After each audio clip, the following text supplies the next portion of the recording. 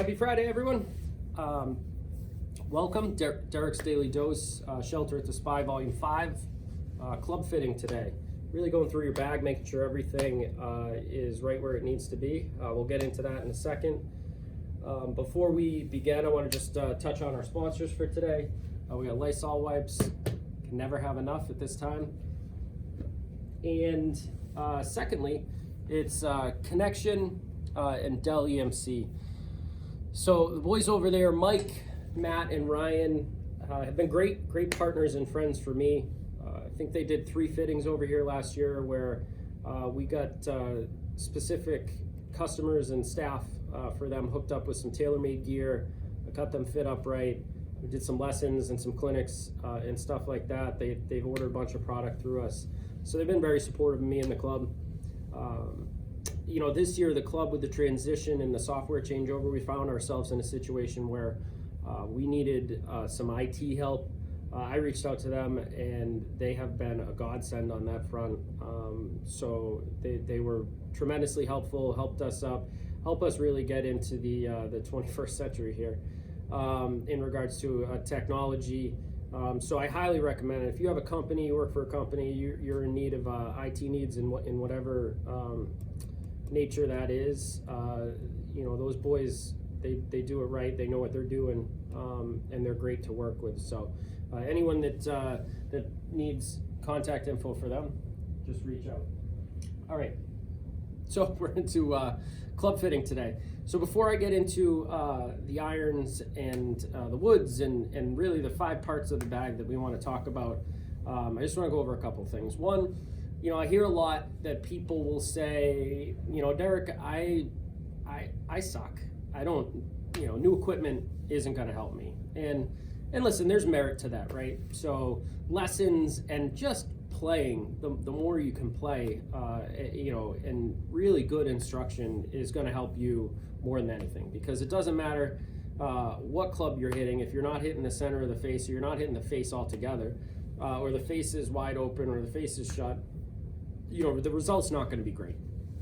So in that regard, I agree. But I will say this, having clubs that are fit properly for you, especially higher handicappers, there is game improvement in there.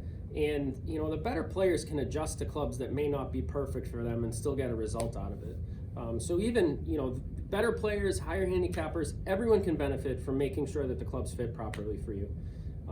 Making sure that, everything is where it needs to be. And there's a peace of mind factor to that too. So there's a confidence in knowing that, the equipment that you're playing, you trust, and it's been fit right and fit proper for you.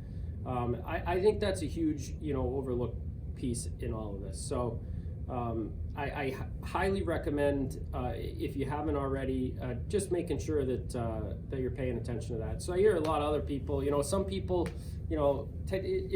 is this year's product really that much better than last year's product? And listen, I'm a tailor-made guy through and through.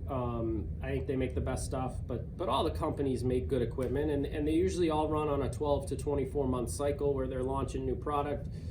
And every year the stuff gets better. How much better? Sometimes it's marginal and sometimes it's major. And they're always trying to make little tweaks here and there to make the product better. So year over year, depending on what the launch date is and depending on which product necessarily it is, you may not see tremendous change. It might be small positives, but if you start to put 4 or 5, 10 years in front of these things, technology, once it catches up, you really are not, you're using inferior product. So I have people that change clubs every year. I have people that change maybe every other year, every 3rd year. I have people that go 5 or 10 years, and I have people that are just still playing the same stuff after 20 years. So, my recommendation to soften the blow, because this stuff is, expensive, but really to soften the blow and make sure your bag is in constant flow is, separate your driver, then separate your, fairway woods, then your irons, then your wedges, and then your putter. So you really got 5 areas of the bag. And, recycle one of those areas every year. So you get into this cycle where, you know, every 5th year, you know, you're always getting something new, but it's just one part of the bag. And that can be a nice way to kind of control costs. Always make sure your bag is up to date. You're never really getting more than 5 years out of line there, and go from there. So we will move on. Irons. Okay, most important thing when it comes to irons is lie angle. Well, length and lie angle. But lie angle is essentially the angle at which the club comes into the head. Industry standard for a 7-iron, I believe, is like 62, 62 and a half, maybe 63. Different companies vary. But the reality of it is everybody's a different height. Everyone has different arm lengths. Everyone moves differently. Everyone swings differently. So it's really important that the golf club arrive square to the turf at impact. Why is that? Well, 2 reasons. One, if it comes in, you know, and the toe's up in the air and you impact the turf, that impact's going to be absorbed by the heel. It's going to flip shut. You're going to pull it left. If it's the other way around, it comes in by the toe, it's going to flip open. You're going to hit it right. But more importantly is that the sweet spot is getting off the ground in both scenarios. So you're either going to be hitting shots low toe or low heel, and you're not getting the maximum out of the golf club. So people ask me, should I be upright? Should I be flat? I don't know what I should be. Well, a lot of it's body type, but a lot of it's your golf swing. So if you're tall and you have short arms, those people tend to be, you know, more upright. If you're shorter and you have long arms, those people tend to be more flat. How you move your hands at impact. So for people that, you know, that get out of posture and their hands move up like this, you're going to be upright. You're going to probably be 2, 3, 4 degrees upright. For people that kind of loop it in and get their hands low like this, you're going to be flat. So what I've done here is I've got 2 irons. I've got one set at standard lie angle. I got one set at 3 degrees upright. I'm going to hit 2 golf shots here for you, and then I'll pull the lie tape over so you can see the results.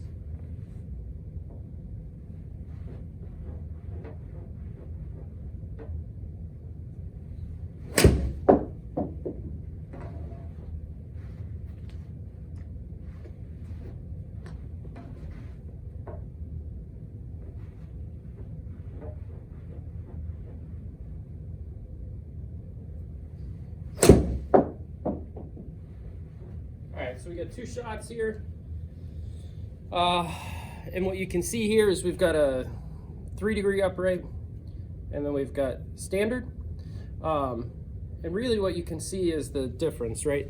So this club right here, this standard club, I'm like 1.5 degrees flat. So you can see what we're trying to do is we're trying to take the bulk and split it up, and then when you get to the 3 degrees flat, I'm 3 degrees upright, sorry. What you can see here is that all of that impacts towards the heel. So obviously 3 degrees upright is way too upright for me. Like I said before, I'm probably 1 degree flat. It's super easy to do, it takes 5 minutes. Come down, we've got tape and live boards here. You can hit a couple balls in the back stem, bring it over to me and go, what do you see? And I go, oh, it looks good, or nope, we need to fix it. Second is the length piece to it. We can put some face tape on there, we'll deal with that. Primarily, if you hit the ball you know, thin and you don't impact the turf enough, you're not getting the ball high enough on the face, you're gonna underspin the golf ball. You're not gonna get the trajectory and launch that you need out of the golf ball. So your distance control is not gonna be correct. I see a lot of people, you know, when they don't have proper gapping between their clubs, it's typically because they're not hitting in the right part of the face. So length can be important there. And then lastly, you know, when we come to it is finding the right head. You know, should it be oversized, forged, you know, offset? What, you know, really what do you look down and look at and like? Most everything has game improvement in it now in regards to the head, but it's fitting shafts. So, you know, graphite shafts will range anywhere from, let's say, 45 to 85 grams, or, you know, up to 100 grams. And then, you know, your typical steel shafts will be 80 grams to about 130 grams. So finding the right shaft is really important. There's shafts that launch it high and spin it. They have lower kick points. There's shafts that launch it low and take spin off. They have higher kick points, that have stiffer tip sections, or how it flexes, how it loads, all of those things. The general rule of thumb, you need to get on a launch monitor to see launch and spin in those scenarios. I can typically tell from ball flight, but really we want to make sure that we're getting those numbers to make sure those are correct. What I do find, though, for a lot of people is that, if you have a hard time getting the club to the ground, sometimes it could be that the club's too light. So I've had people that swing graphite clubs and they don't impact the turf, and I can't get the ball in the air with these things. Well, those shafts are really built to launch it in the air. But the main reason they're not getting it in the air is they're not bottoming the club out correctly, and a lot of it has to do with weight. You put them in a steel shaft, a probably 20 or 30 gram heavier weighted club, and boom, all of a sudden they're hitting the face, and vice versa. A lot of people that hit that ball fat and their head's getting underneath it, and they're hitting it really high on the face. They could benefit from something a little lighter so that the club gets through the ball as opposed to dropping as much. So lastly, find a club guy. I use Jeff Caldwell. He's great. Check your lofts and lies, okay? Especially if you've bought something off the rack. Quality control for a lot of these companies is not great.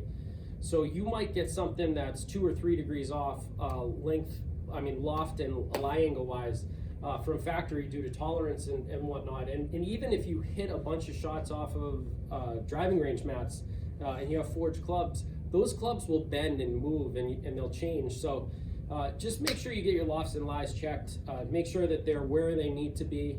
Because, I hear a lot of times too, I love my 7-iron, I hate my 6-iron. Why is that? Well, typically it's because the golf club's not right.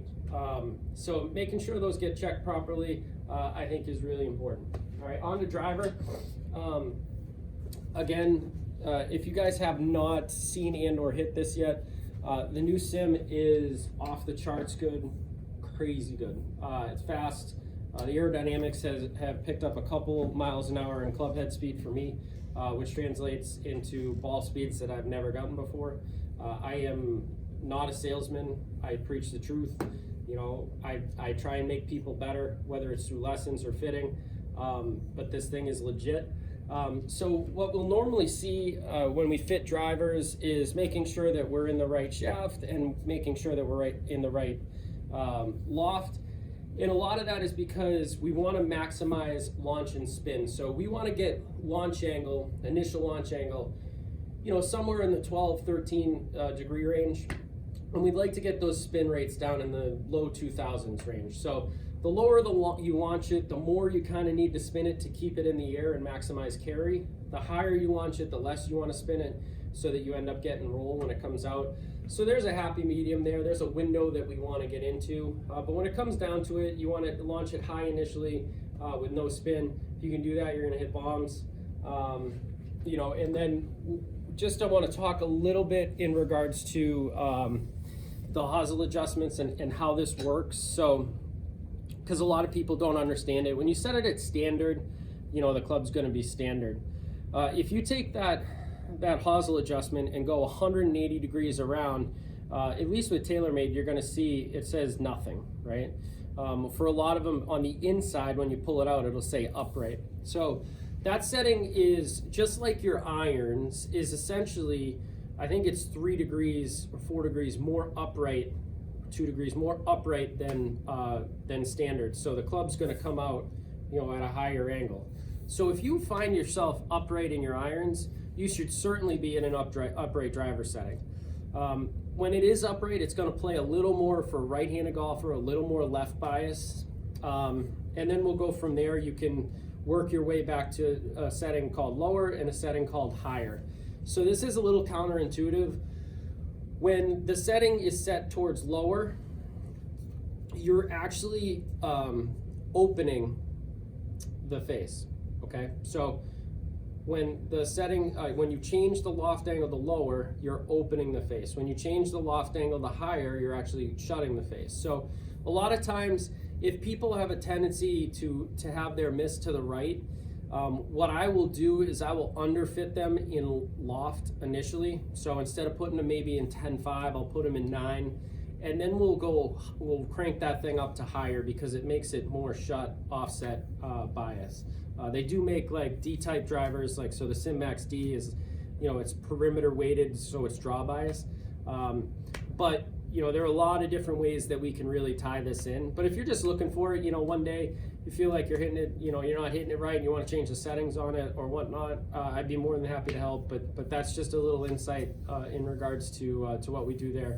A lot of times, not only are we changing waft conditions or trying to control spin conditions, but we are also trying to do it to manipulate face and direction as well. Okay. So from there, we're going to go into wedges. We did a lot of chipping and pitching yesterday, and I had some people reach out to me in regards to the term bounce. So what I did is I grabbed 2 wedges here, 2 high toes, TaylorMade high toes, and we've got one, we see here, it's 60 degrees. We got another, we see here, and that's 60 degrees. And this one says 15 degrees of bounce, so that's that new Bigfoot, and this one says 10 degrees of bounce. So a lot of wedges, what they come in a low bounce, a standard bounce, and a high bounce.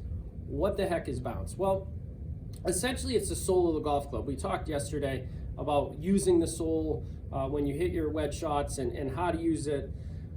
The more bounce you have, essentially the more rounded, right, the sole is, what's going to happen there is the leading edge gets more off the ground, okay? Well, why would you want that? Well, for some people, when you hit out of sand or very, very deep rough, you don't want the club to dig. The ball's already sitting up in the air. That sand is going to go out of the way. So you need something to keep the club out of the ground. So the bigger that sole section is, the bigger that bounce section is underneath. What's going to happen there is it's going to do exactly what it's named. It's going to bounce the club up and out of the sand. So, on those shots, it's really important, which is why typically sand wedges specifically have more bounce than your other wedges, your gap wedges or your lob wedges. The lower bounce options are, they'll dig a little bit more. So there's less down here. That club's going to dig a little bit more.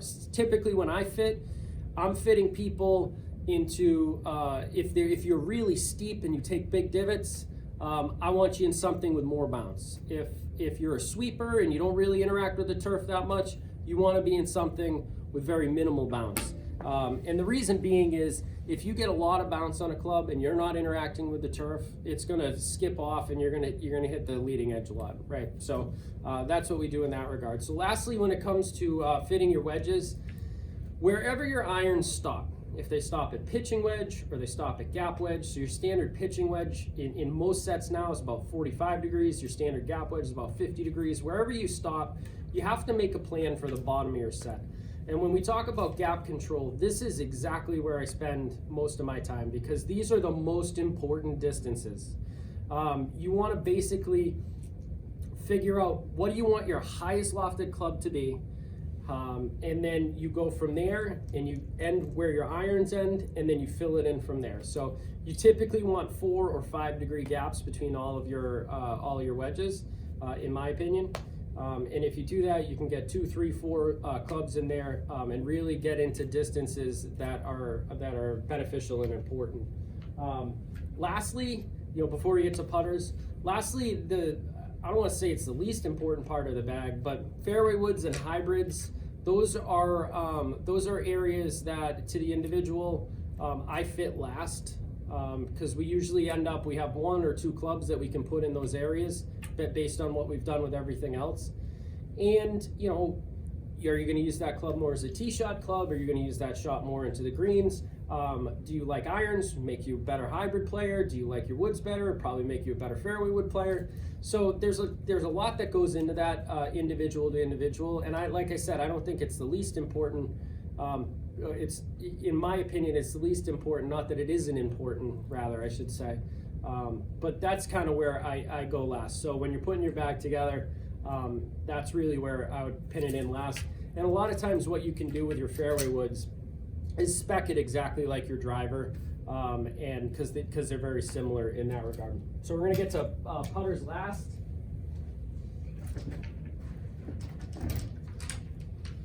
So when we talked about fitting putters, I talk a lot about what type of putter are you, right? And so I'll ask someone, are you an arc stroke putter or are you straight back, straight through? And they'll look at me and they're not 100% sure what I'm asking them. And so I go, all right, we'll roll a couple balls. So, you know, I would categorize the putting stroke into 3 putting strokes. There's major arc, moderate arc, and minor arc. Essentially, we call minor arc straight back, straight through, or down the line. And what that means is, and I'll try and, you know, is that putter, when it's coming back, is it coming inside to inside? Is it coming just barely inside to inside? Or is it coming kind of straight back and straight through? And whatever that is, you need to make sure that you're picking the right hosel adjustment for that stroke. So I'm going to start here. I've got 4 different putters. They all have different what we call toe hang, and I'll explain that in a second. So we're going to start here. We got this new Spider S putter, and what you'll see is I'm going to hold my finger on the pivot point here, and you'll see that the face points directly at the sky. That means this putter is face balanced. What does that mean? It means that there's no additional weighting. It means that this putter is square right to the sky. This putter is perfect for people that are straight back, straight through, or people that have no arc. When we get into, we've got the Spider X here with a different hosel adjustment. And what you'll notice is all of a sudden now that toe's down. So this is a moderate toe hang. This is about 30 degrees of toe hang. And this is good for players that have moderate arc in their stroke. And then we get into 2 additional versions. We've got this TP Juno here. And what you see here is that toe is even lower, right? This has 36 degrees of toe hang. And then finally, this Soto that has this single bend, that's 47 degrees of toe hang. So this is going to be for the best for the person that has the most arc in their stroke. And a good way to check that, put a line right down on the ground, roll a couple putts, see how much your putter comes inside, right? The reality of what we're trying to do here is that putter, if it comes inside, we need that toe to release so it can square up and get that ball rolling down our target line. All right. So another scenario, just come on in, roll a couple balls. I'd be more than happy to give my recommendation. But if you notice in this process that you turn around and you go home and that you've got pretty significant arc in your stroke, and you look in your bag and you have a double bend putter that's face balanced, you're going to push a lot of putts. You're going to miss a lot of putts to the right. And vice versa. If you're more armsy and you're straight back, straight through, and you're using a putter here like the Soto that's got 47 degrees of toe hang, you're going to miss a lot of putts to your left. And lastly, in regards to putter, I read a statistic that 3 out of every 10, so 30% of the golfing public fits into a 35-inch putter. Okay, so 7 out of 10 players should not be using a 35-inch putter. 70% of the marketplace putters made is 35 inches. So 7 out of 10 putters in the marketplace are 35 inches. This is another part of your bag that you really need to be using custom equipment. You need to get it fit for you. And I will say this, custom equipment doesn't cost you more. Like it's the same price as you would pay if you went and bought it off the rack. Just take the time, get it fit properly. Because if you do that, you make sure that the equipment's right for you, you're gonna perform at your best. All right, so thank you for a great week. I hope everybody's kind of enjoyed it. I know the last couple here I went on a little bit longer, but I'm getting a little more comfortable. I want to pass along as much information as I can. We're going to be back next week with some new stuff. But thanks for tuning in this week. Have a great weekend. See you.